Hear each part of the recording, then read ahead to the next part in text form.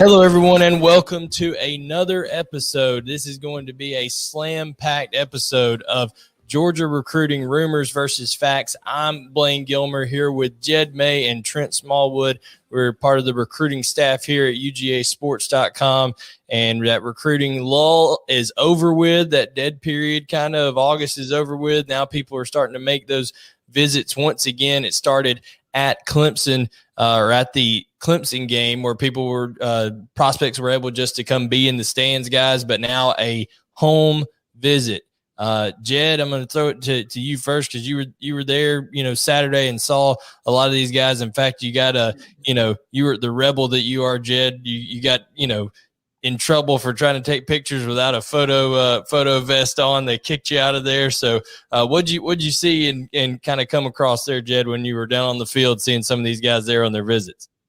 Before I saw UGA Sports Information staff screaming at me, pistols in hand, there were a lot of recruits there. Obviously, a first home game, especially for these 23 guys. A lot of the first time they'd been to a game, and that's kind of what it seemed mostly the crowd skewed toward was these 23 recruits. So yeah, it seemed like they were all having a good time. I've talked to 4 or 5 kids. I think every one of them mentioned the food, which I thought was interesting. Apparently, the wings blew everybody away pregame, but yeah, it seemed like a bunch of guys having a good time pregame, during the game, postgame, all that kind of stuff.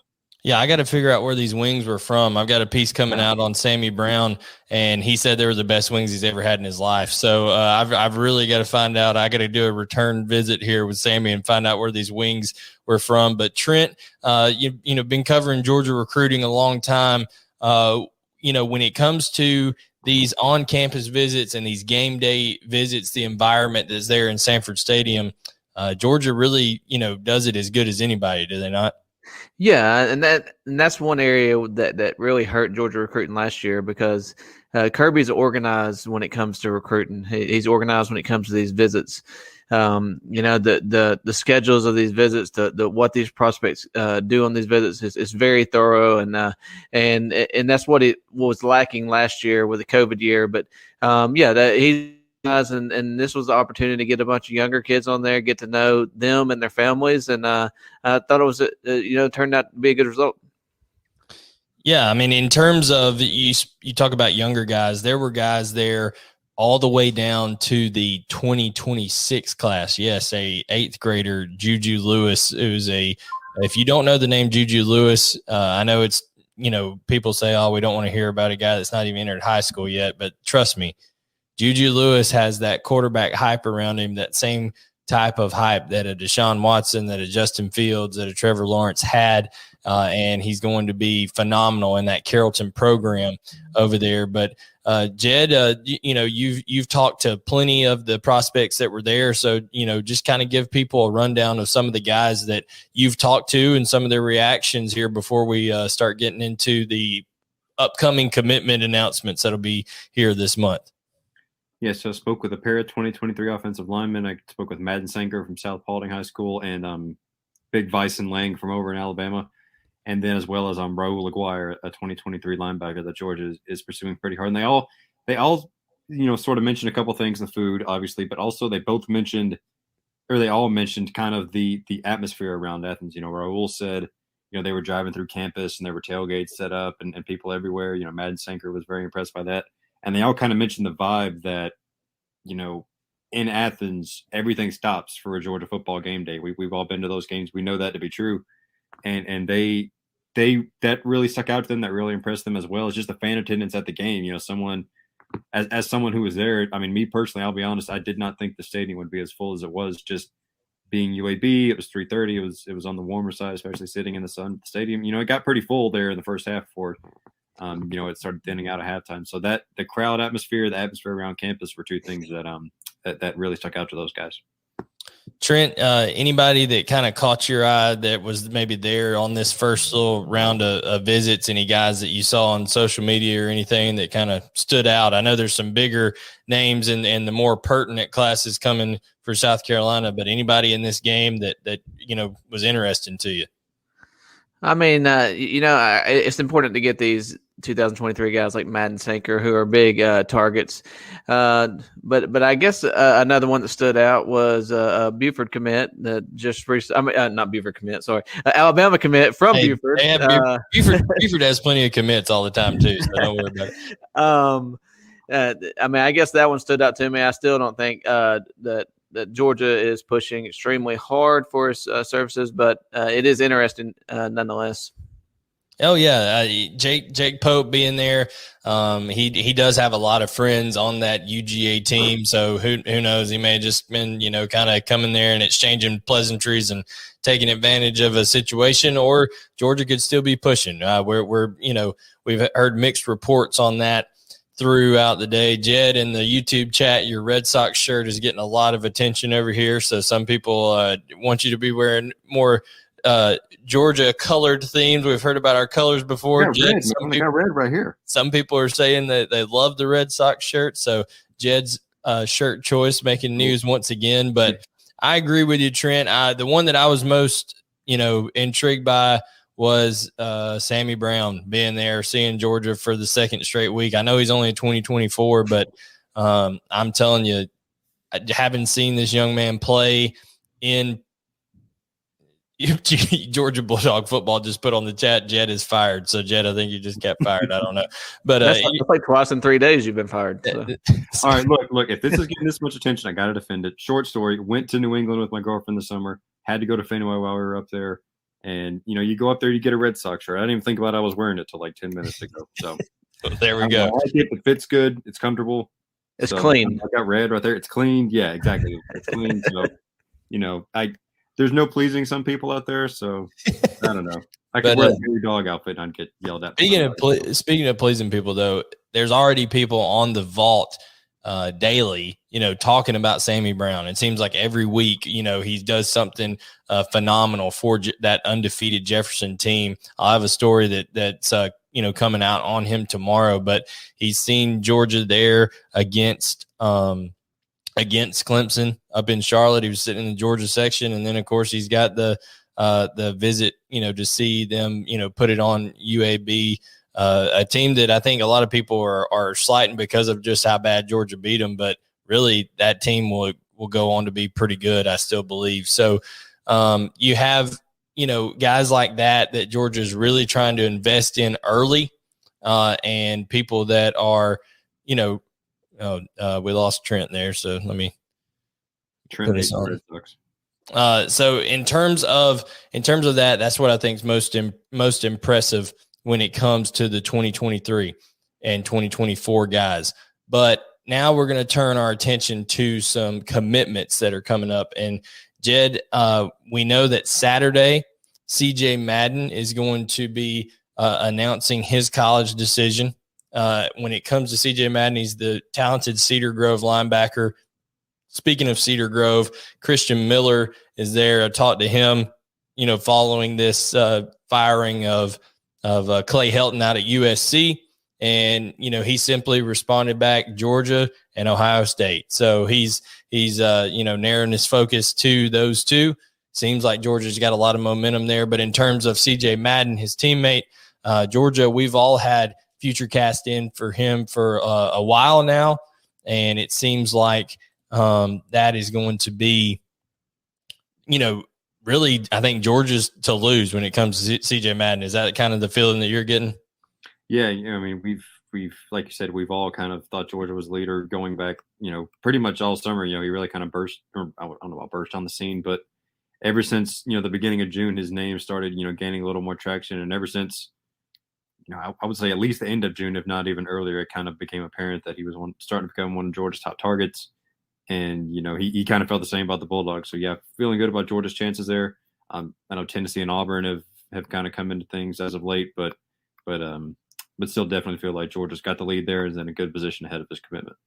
Yeah, Trent, when we lost you there, we were talking about CJ Madden. He's got his commitment announcement coming up Saturday. As soon as he decommitted from, I was talking to him when he got his first visits there into Georgia this summer, went to camp and things like that. And he told me that, Georgia was making it really hard on him to stay committed to Colorado. He decommitted immediately then. I put in a future cast for him thinking, that's where he's going to end up. Is there any reason to believe that CJ Madden doesn't become a Georgia Bulldog? No, I don't think so. Not right now. I really think that Georgia's been the team, for several months now, and I think that'll stand true when he announces his commitment. I think Georgia's been the team to beat, and I think that'll help out with the Christian Miller sweepstakes also. Yeah, and I think exactly right. We just talked about Christian Miller. Why you lost the service there. We said that I texted him right after Clay Helton got fired, asking for his thoughts on it, and he simply replied Georgia and Ohio State. But I do think CJ Madden, one of his teammates, being recruited so heavily, Kayan Lee, who it was with Christian Miller and CJ Madden up at the Georgia and Clemson game in Charlotte. He is, I would say, Georgia and Ohio State are the top two for him as well. So definitely just it's going to be, maybe some influence there with CJ Madden can be a guy that can do some own recruiting if he does indeed select Georgia this Saturday, which we all three expect him to. On top of that, and I'm going to try to put this on the screen without the sound blaring like it did on us a while ago, Jed. So bear with me on that. But I have a video here. Yeah, I have a video here of Oscar Delp this past Friday against Walton. And this was one of the more impressive routes, adjustments, catches that I've seen against a good defensive back and Marcus Allen that is committed to North Carolina. He tried to get him on a hitch and go, made an adjustment, ball thrown behind him. He goes into the end zone. So I'll let that play a couple of times here just so people can see. This is the kind of stuff you're seeing out of Brock Bowers right through the first two games. A guy who has incredible route running ability, is able to change directions, is able to has enough speed to kind of break away from people when he needs to, and is still very much so a strong tight end. They use Oscar Delp a lot when it comes to being a heavy blocker in the running game over there, and they did so as well when Dylan Fairchild was there at West Forsyth. So it's really kind of, Clemson, South Carolina, and Georgia at this point for Oscar. Did an interview with him after the Walton game, and he kind of said so. He went to Clemson this past week to see them play some directional school. He's going to see Georgia and South Carolina, two of the other teams in his top three this week at Georgia.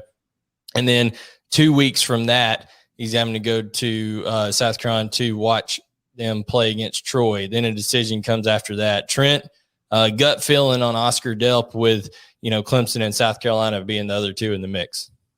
I mean, I would have to say that what Georgia's done so far up to this point, kind of highlighting that tight end position with Brock, and not even having their starting tight end. I guess he's still the starting tight end with the way Brock's played. But I guess that number one tight end, Darnell Washington, at the beginning of the year, not having him yet. I think that's put a lot on his mind. I think Georgia's the team to beat. I think Georgia was the team to beat for the season, and I think it's only helped that with the way that they've used the tight end.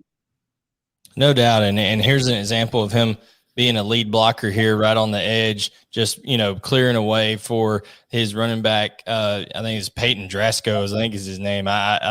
This young man's not really being recruited anywhere, but number 22 for West Forsyth guys had 6 touchdowns on Friday night. It was a unbelievable performance for that young man. But you can see right here on the edge, Oscar Delp is not only a receiving tight end, but he can get it done blocking as well. And I think that's what Todd Hartley likes so much about his game. So I really expect Georgia, this Saturday to pick up that commitment in CJ Madden, and then October.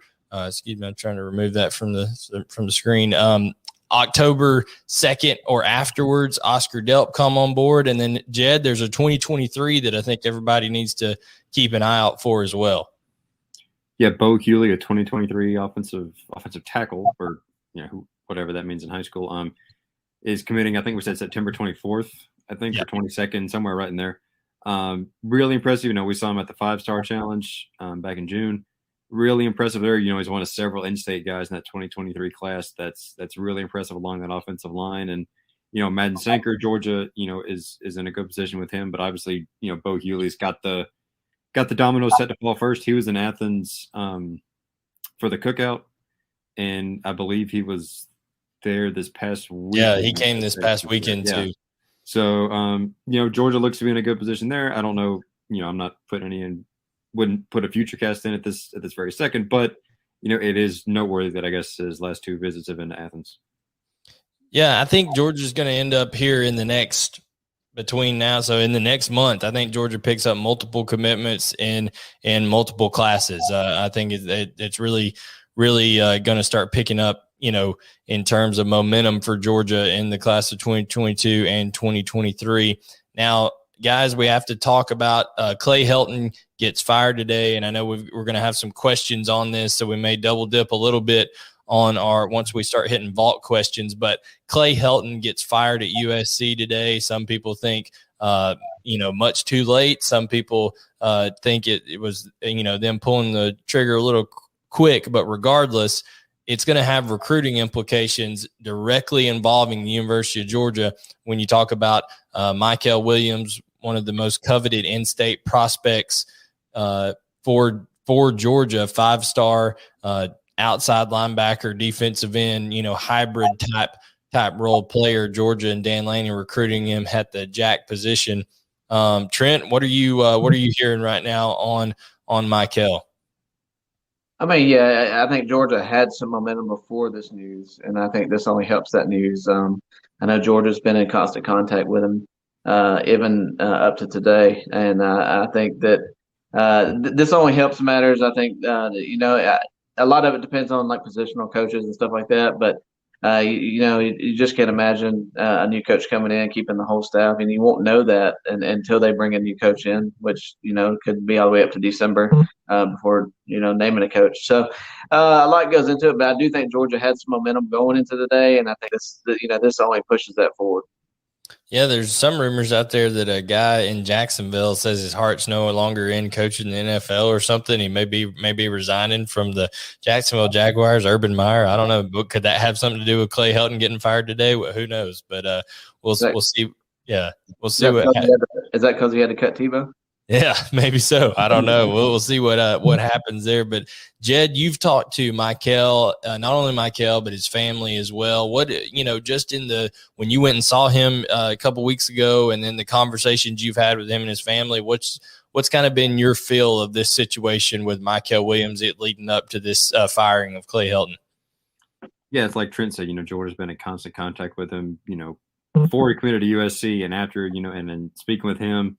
He said, obviously he's being recruited by Dan Lanning, the whole, where they recruiting him as a defensive end. Now it's more of a jack, outside linebacker deal. But also Del McGee, who obviously, as everyone knows, got ties to that Columbus area. He said his dad and Del McGee, talk about the old days in Columbus. He said something about, a mall being where the library is now or something. So, there's definitely that Columbus connection there. So like Trent said, there's definitely Georgia ties there. There have been for a long time. And the uncertainty at USC now with the head coach and the positional coaches and all that kind of stuff, it's only going to help Georgia's case here. And even if Clay Helton had stayed, Michael could have definitely ended up flipping to Georgia. So, I would say those chances have only gone up today. No doubt. And guys, while we're at it, we want to thank Dead Soxy for sponsoring the show. You can get. I was in a store up in Blue Ridge, Georgia the last weekend, and saw some Dead Soxy socks in the store there, high quality, socks and things like that. And we appreciate having them as a sponsor here on the show and on the various shows of UGASports.com. You can see promo codes and all that kind of stuff on that over on the UGASports.com website. And speaking of that, on the vault is where we, the loyal listeners and the loyal posters on the vault is who we answer questions from first. So we're going to go ahead and roll with our first one from Speedy Dog. As always, I'll let them scroll across the screen while we're talking about them, and I'll read them off. As of today, who does Georgia finish with at DL, linebacker, DB, and wide receiver, excluding guys already committed to us. So I think wide receiver is the easiest one to go out and target in terms of that, who Georgia ends up with. They've already got Denylon Morissette. They've already got Cole Spear, and they've already got Dylan Bell. I think there's only room for one more in the class, and that's either going to be Luther Burden or Shaz Preston, in my opinion. So it's going to be one of those two guys. So one of those.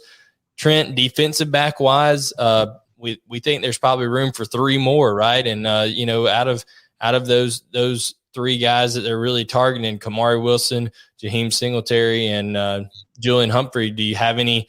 Seems like there's even more momentum here recently with Julian Humphrey. With some communications that Georgia's had with him. Any thoughts on that DB slot and who ends up in this class of 2022? Yeah, I really like Georgia for Kamari Wilson. I think that is one that Georgia's been in from the start and continue to have that momentum right now. But it'll be interesting how this Singletary and Humphreys work out. I do think Georgia has a legit chance for both of them. I'm not sure they land both of them in the end, but I do think Georgia will land at least one of those guys. One of those guys and Kamari Wilson. But I mean, I'm not throwing it out that Georgia couldn't land all three. So absolutely. And Jed, in terms of on the edge. Because really at inside linebacker is not going to be as big of a need because they got Xavier Sori last year. They got Samal Mondon. So, even though they're going to lose Nakobe Dean, they could end up, losing, like Quay Walker and Channing Tindall, depending on how well, those guys play this year, things like that. But in terms of linebacker, I think you're looking more of that edge linebacker type guy. We've already talked about CJ Madden, Shamar Stewart, and maybe Michael Williams, a flip of Michael Williams. Or that's really the most realistic choices there. That's what I would say. Yeah, I mean, you've talked with Shamar Stewart a lot. Georgia's been pushing for his last visit. He seems, willing to grant that request right now. So that's only good news for Georgia. And then, Michael Williams, like we just talked about, definitely a flip candidate.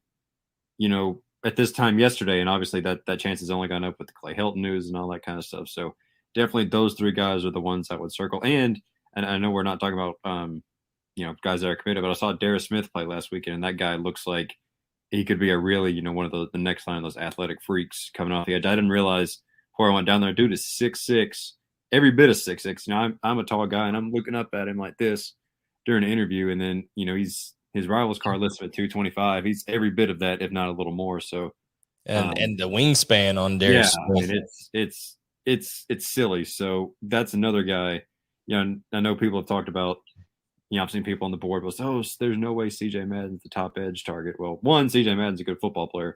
Two, Darius Smith looks like a guy that could really, develop into a good player during his time in Athens. There's no doubt. And you look too, at what I think everybody's got a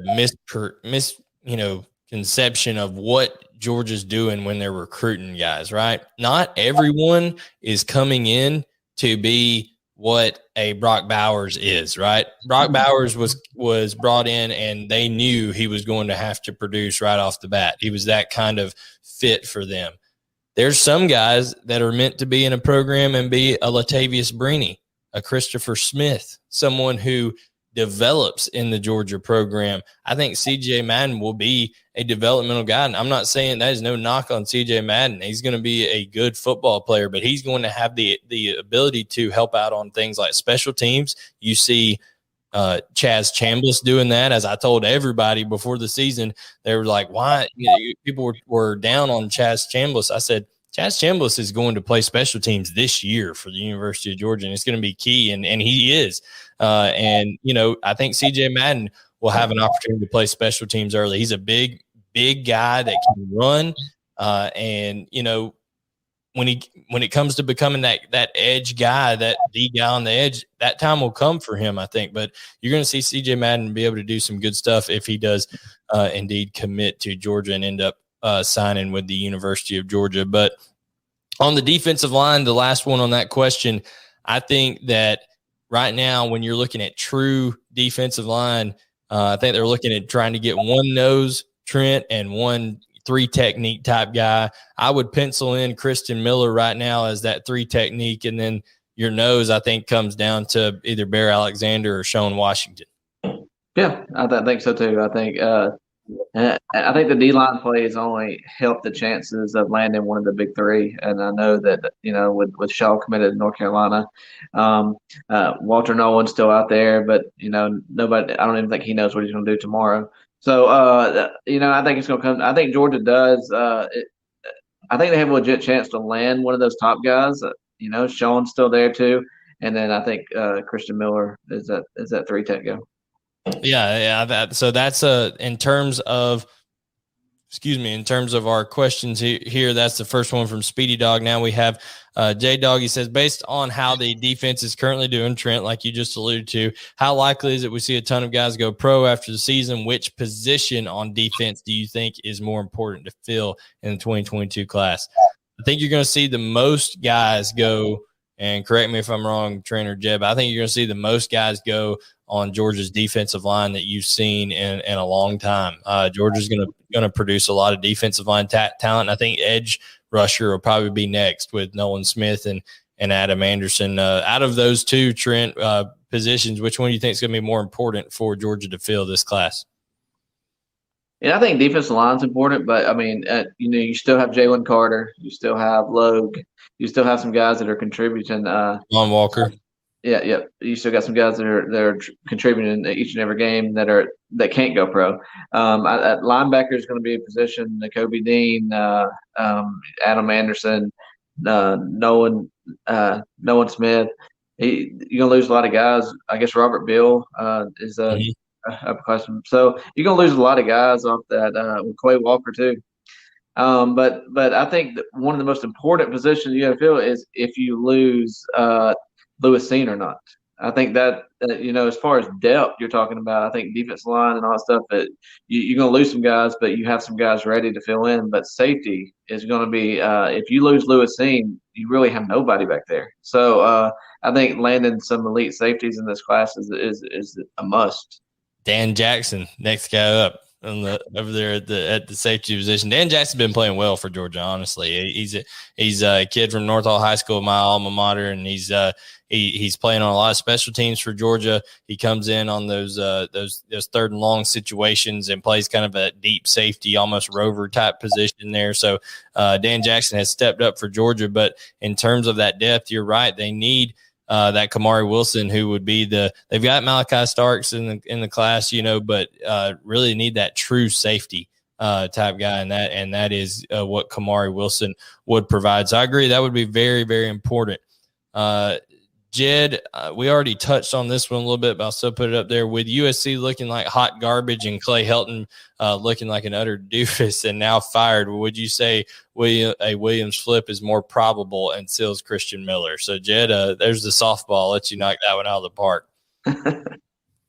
Yeah, yes, I would say it's more probable. I mean, we've mentioned it a couple of times. Even, at this time yesterday, we would say Michael Williams coming to Georgia was – like a 60-40 proposition, maybe in favor of USC, maybe. But I mean, if we could put future cast in for flips, I think everybody would put a future cast in. Exactly. So now, I mean, I don't, it's very, it would look good for Georgia there. Obviously, we've mentioned this with Julian Humphrey a couple of times too. He's still committed as of this second, but definitely on flip watch there. And then Christian Miller, that's only going to help with Christian Miller. They're very close. Mike Hill's, fateful official visit to USC where he eventually committed. Christian Miller was also there, so those two are very close, and that would definitely only help Georgia's chances. And I think it would work the other way around too. If Christian Miller decided to pull the trigger and commit to the Bulldogs, it would help a potential flip from Michael Williams as well.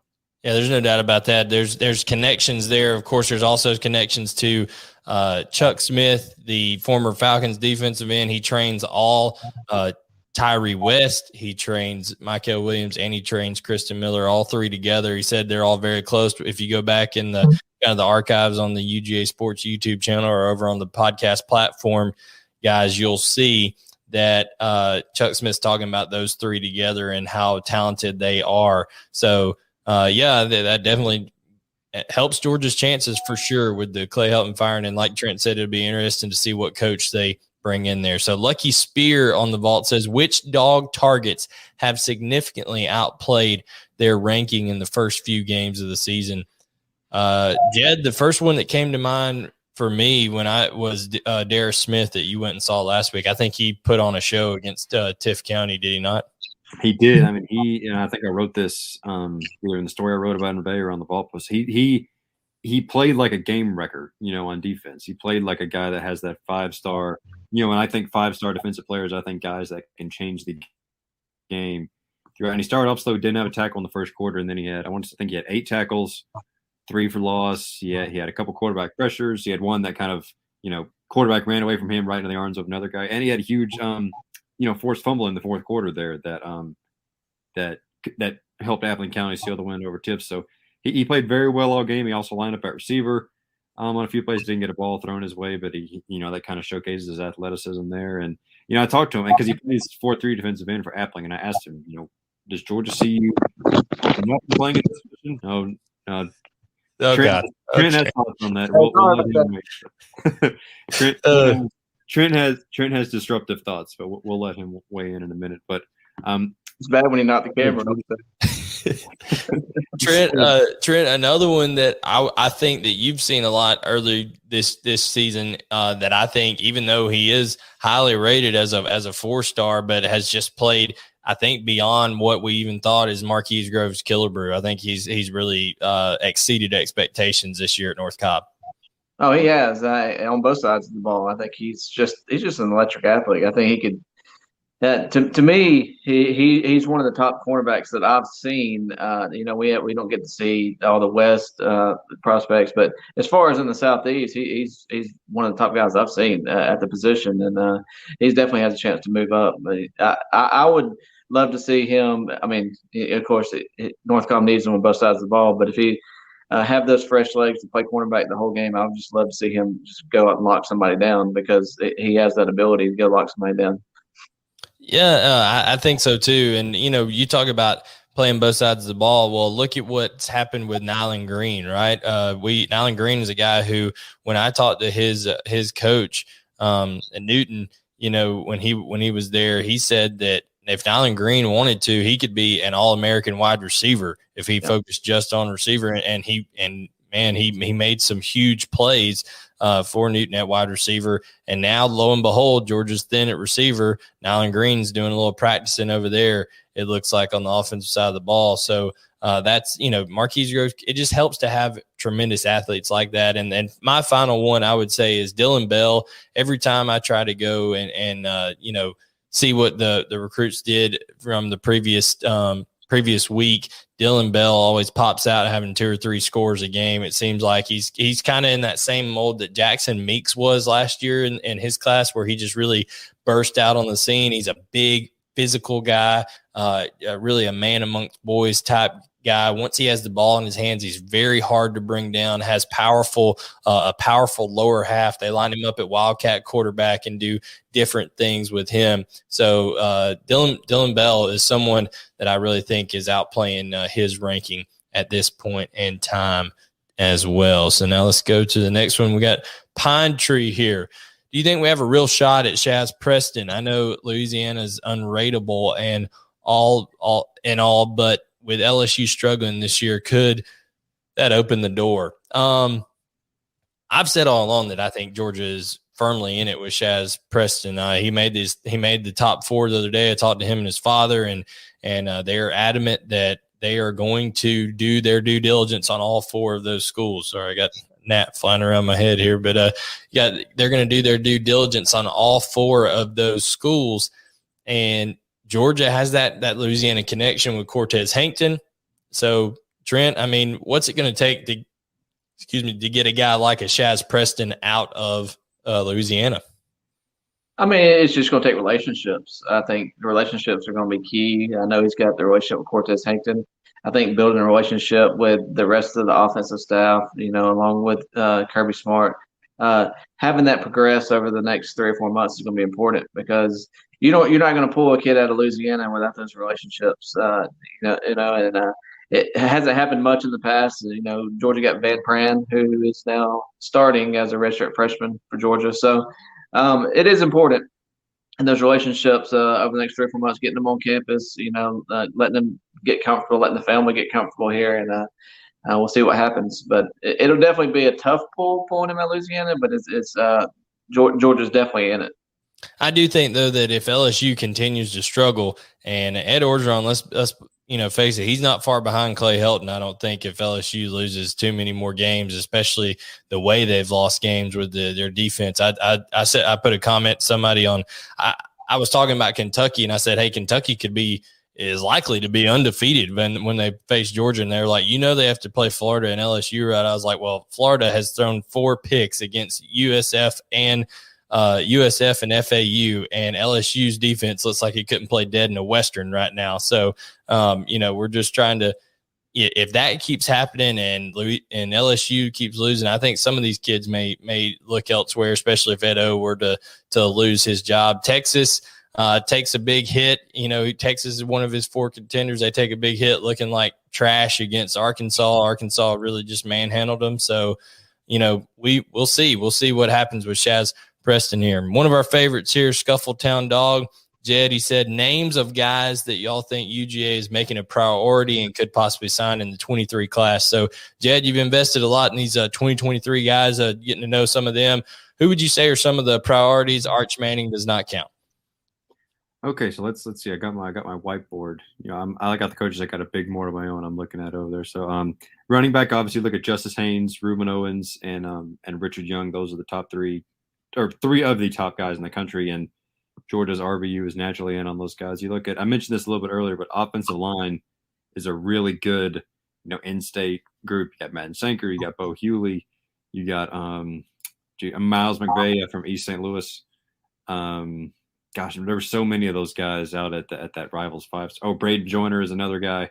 TJ Shanahan out in Texas. Shanahan, right. I mean, there's so many guys that we saw at that 5-star challenge. And that was even before TJ Shanahan, really, that was kind of the kickstart to his summer, winning offensive line MVP there. And so, and there were so many guys there. And then defensive back, you look at, there's AJ Harris, Ethan Nation, Caleb Downs, Kay and Lee, just to name a few off the top of my head that Georgia's all right there in on. So those are, I don't want to, name every 2023 prospect that Georgia sent an offer out to already, but those are, 3 position groups, I think, that are very deep and that Georgia is, in strong position here early with several of the top guys in those groups. No doubt. And what position group's most close to Kirby Smart's heart? It is that DB group, and you're not going to find a more talented group of DBs than Caleb Downs, Michael Daugherty, and Kayan Lee right here in the state of Georgia. Like you said, Kirby Smart, Dan Lanning, Jamil Adai are going to do everything possible to try to land at least two of those 3 in this class. And when you're talking about 2023 guys as well, a couple names that I think we need to throw out there that isn't one that didn't right on the radar, but I talked to CJ Washington this week, the Georgia commit out of Cedartown. He spent a lot of time with CJ Allen out of Lamar County, a inside linebacker that isn't like some, highly rated prospect, but is just a fantastic high school football player, well-built. Trent, those kind of guys that maybe people don't see early on. Georgia's been doing this a while under Kirby Smart. They know what coaches to talk to. They know what schools to track down and what guys that they like when they come to their camp. Yeah. I mean, they're looking for a particular guy at the positions. I've seen a lot of times where I guess a defensive back's highly touted or ranked highly and all the the rankings and Georgia passes on him because it just doesn't fit the style of play that the coaches are looking for. So they're really looking for. I mean, they're not searching the Rivals for 100 and looking for their prospects. They're out looking for the type prospects that are going to fill their defensive needs or their offensive needs, there's certain type prospects, and I guess it's out of the classroom as well. I mean, out of the football field, in the classroom, stuff like that. I was told one of the first questions they'll ask, like, the coach and stuff, how the grades or how are these kids. They'll spend the day at their school just kind of seeing how their attitude's like and how they are in the school. So the coach is looking for a lot and looking for their type prospects, and I think that's what they're looking for now in 23. No doubt. And recruiting here is huge. You can tell by the audience we have in here on the YouTube channel. Guys, everybody watching, we appreciate you tuning in. Make sure you go ahead and do us two things real quick. A favor, hit that notification button and go ahead and hit the subscribe and like on the page right now. That really helps us out a lot, and we appreciate everybody tuning in. We got a couple more questions here from you on the vault. Buckhead Dog 24 says, any USC transfer possibilities like Corey Foreman? I realize it's during the season and he may wait for the new coach to be announced, but still curious. Corey Foreman was definitely right there in it with Georgia, but Corey Foreman was right there in it with about 5 teams. It seems like he was like the Jordan Birch of the year before. Everybody thought they were signing Corey Foreman until right there at the end, it became apparent that it was going to be USC. But I think it's really early to tell on that, and we're not going to spend a whole lot of time on it. But if Corey Foreman hits the portal, you can guarantee that Georgia will be all over that. And then, of course, there's a natural tie connection to Georgia with JT Daniels having been there. So I'm sure he's got connections back to USC guys as well that he wouldn't mind doing a little recruiting if some of his buddies hit the portal. Now, DB Dog 7, what are the chances Bear enrolls at IMG? And if he were to do so, would that affect UGA and or TAMU, Texas A&M chances with him? What about Roddy's notes about Gunner would like to see him at Rayburn? He says Rayburn. It's Rayburn, but lots of people pronounce it Rayburn, so he just typed it like that. A lot of people pronounce it, right? So, Trent, what do you think? IMG bound for Bear Alexander and, Gunner Stockton trying to get him to Raven County? I mean, if you're as far away from Texas you can get him, the better the chances for Georgia.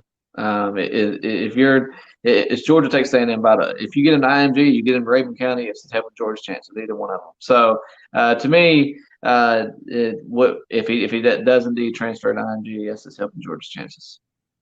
Yeah, absolutely. IMG's kind of been a pipeline there. Jed, I mean, 3-4 games into a high school season, though, I don't know the likelihood of the members of the GHSA allowing Bear Alexander to come in there without petitioning J-Bo Shaw in Raven County and trying to turn him in for some kind of nefarious activity if that were to happen. The logistics of that would be troubling, wouldn't it? Yeah, man, I don't know. It's one of those things where at this point you just kind of shrug your shoulders and say, like, whatever's going to happen will happen. I think, I've seen obviously I'm newer to the recruiting world than y'all are, but I've seen people, this is what Bear's 3rd high school in 4 years or something like that. I mean, that's 4 for 4. Keep going 4 for 4. Okay, even better. He's trying to go 5 for 4, man. 5 schools in 4 years. He's batting 1,000. Which, speaking of batting 1,000, Ryan Rayburn, Rayburn County, great baseball player. But yeah, there you go. So that's what I thought of anyway. But I don't know. I mean, it's one of those. But I agree with what Trent said. The further you can get him out of Texas, IMG, Rayburn. He could transfer to my Madison County. Now he's saying Rayburn. We got Jed saying Rayburn now. Rayburn, whatever. Rayburn. Rayburn. He could transfer to my Madison County Red Raiders right down the road. It doesn't really matter. Anywhere. Ain't nobody want to go there. I disagree. I know some people in disagrees. Trent, we know some people in Flowery Branch and North Hall that can get him a job, get his parents a job around here in Gainesville. I'm sure, something like that can happen. So who knows? What now? I'm not going there. I know how that works around here in Hall County, but in terms of ASU Dog, does the play of FSU and the unstable future of their head coach eventually lead Hunter decommitting? So this is how we'll end our show tonight, Trent. Travis Hunter, he's been locked in. I mean, just foot to foot there with right there with Mike Norvell. That's his guy. does the heartbreaking, stunning, hilarious loss to Jacksonville State, the way that they lost that game, does that, and then I got to add this in there, an offensive lineman for Florida State proposing to his girlfriend after the game. Do all these factors. Yeah, after he lost that game, he proposes to his girlfriend while Jacksonville State is celebrating, in Florida State Stadium. But that's beside the point. Trent, does any of those factors lead you to think that Travis Hunter at some point decommits from Florida State? Travis Hunter's been so locked into Florida State. It's hard to imagine. It's going to take a lot for him to decommit from Florida State. If he does, he is from Florida. I just don't know. I think it's going to take a lot for him to decommit from Florida State. I haven't even thought about it because he's just been so locked in.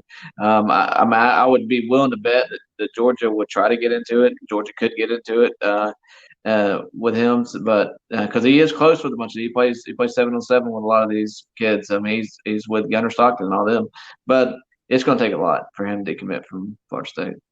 I agree. I was going to read some of the YouTube comments right here. We appreciate everybody in the YouTube chat, by the way, but just understand, if you're asking questions in the YouTube chat, we'll acknowledge them every once in a while, but our loyal members of the UGA Sports Dog Vent and the UGA Sports Vault are going to get their questions answered first. So, we've got some people over here saying first time. Vincent White says first time watching. This is awesome. We appreciate that, Vincent. We try to work hard each week to put together good content for you guys. Make sure to tune in to the show tomorrow, the podcast at noon with Jim Donnan and Rodney Nabolsi and Dane Young. And, we just appreciate you guys tuning in. Like I said, hit the like button, subscribe, turn on notifications, and tomorrow on UGAsports.com, we'll have this as a content item over there, and where you can get it via podcast platforms as well, Apple Podcast,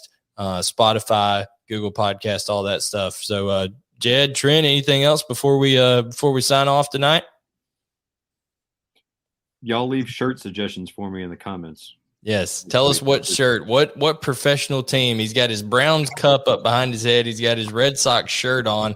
So, he got his heart broken yesterday by Patrick Mahomes once again. Trent, any kind of any other recruiting topics you want to touch on before we sign off tonight, or save it for after the people visit on South Carolina week? No, I'm just expecting more visitors, more 22 visitors this week. More names will pop up throughout the week. It'll be interesting. Ernest Green. I'm monitoring the Michael Williams situation just because you might see him pop into Athens after all this USC stuff. So there's a couple things to monitor, but I think there's going to be a big, with it being a night game, SEC game, SEC opener. There'll be a lot more 22 kids there, and it should be fun to watch. No doubt. So this has been another episode of Georgia Recruiting Rumors versus Fact. Look to see if Oscar Delp and Ernest Green is supposed to be there. Look to see if Michael Williams shows up. This show is brought to you, like the other shows, by the Dead Soxy Company. They're a sponsor here on UGAsports.com. For Jed May and Trent Smallwood, I'm Blaine Gilmer, and we'll catch you next Monday at 8:15.